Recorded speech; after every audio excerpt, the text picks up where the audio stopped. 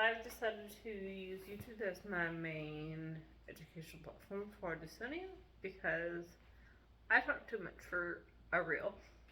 And I want to be more in depth and go deeper with stuff. Um, so I'll be on YouTube. And I'll obviously post everything else, but I'm gonna move my go-to so that I can post longer videos and be more thorough. Um, so I thought it would be interesting to start with the word dystonia itself because the first, like, if you look up in the dictionary, I think the first line is basically just like, it says muscle contractions or muscle spasms, basically. So it's like diagnostic criteria, it's symptoms, it's not actually like the diagnosis of a disease. And then the second item, line, whatever, basically says that if those muscle contractions are ongoing, that it can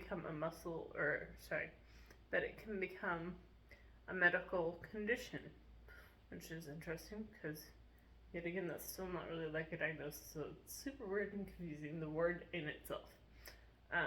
So when I go to the doctor, I usually end up telling them that I have primary generalized dystonia, and I sometimes throw in I've had deep brain stimulation because a lot of times, even if the doctor is not super familiar with dystonia or deep brain stimulation for dystonia, they are familiar with deep brain stimulation itself, so they kind of have some clue as to like what happened.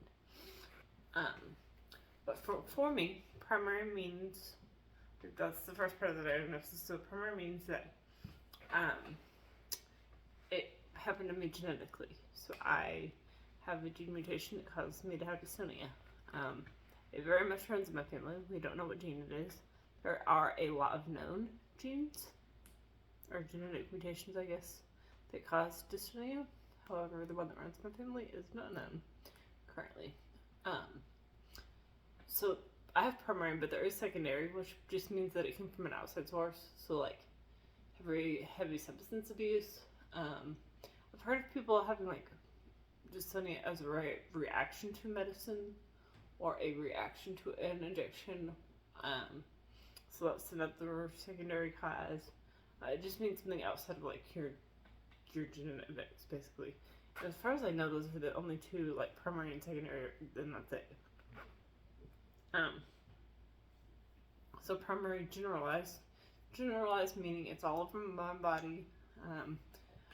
There are lots of types of dystonia where, like, there's cervical dystonia where it's in your neck, or there are blepharospasm where it's in your eyes don't open.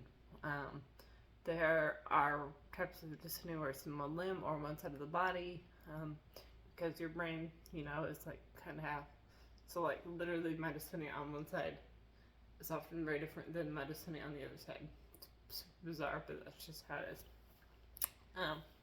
But generalized just kind of means that I've had all those types of dystonia. So prior to my deep brain stimulation, I had